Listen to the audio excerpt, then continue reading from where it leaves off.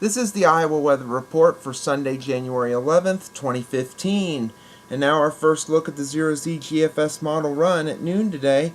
We have another trough beginning to dig in from the north and northwest, and that means cold air is going to be on the way. But for the meantime, we're going to have a system that will be just scraping our southeastern counties with a bit of light snow.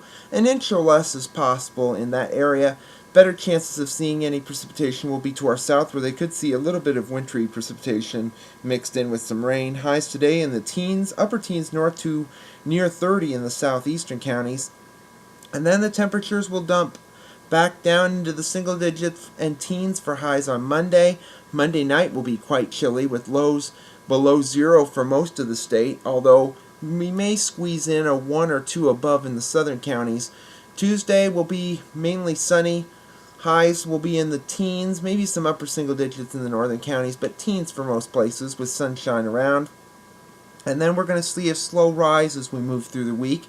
Wednesday temperatures should be in the middle to upper teens through the lower to middle 20s across the state from northeast to south and west. No precipitation around, still plenty of sunshine, a cloud or two here and there.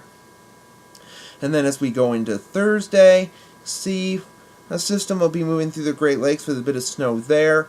That'll be with another push of cold air that'll be mainly aimed toward the eastern Great Lakes in New England, but warmer air is going to be in our future as we head toward the end of the week. Temperatures will be bumping back into the 20s and then into possibly the 30s by Friday. Now, with snow cover on the ground, that's going to keep the temperatures down close to the freezing mark, if not below, even though a lot of warm air will be above the surface. That could lead, we may get some fog as we move toward the end of the week and into the weekend with warmer air around.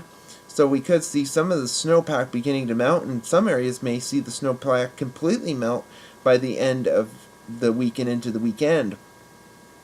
And speaking of next Sunday, this is when the temperatures will start to slowly drop as a trough begins to dig in across the west. It's not a big, broad base trough, just a little one that's going to be coming in.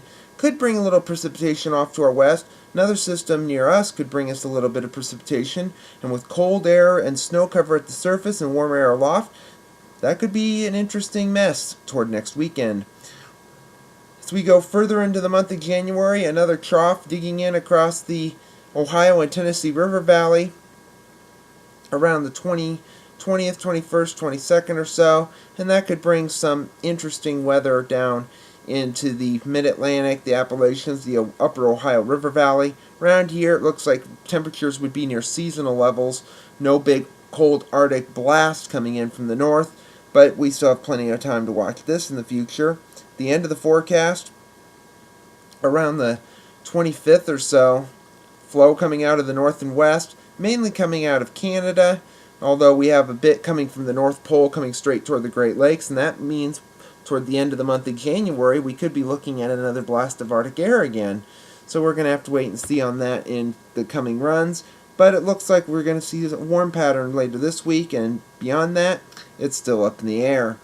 Satellite image from last evening, you can see the system that's going to graze the state later today, off across Oklahoma and Texas with a little bit of a curlicue there, a little bit of high and mid-level clouds down to our south, producing a bit of rain and some interesting wintry weather.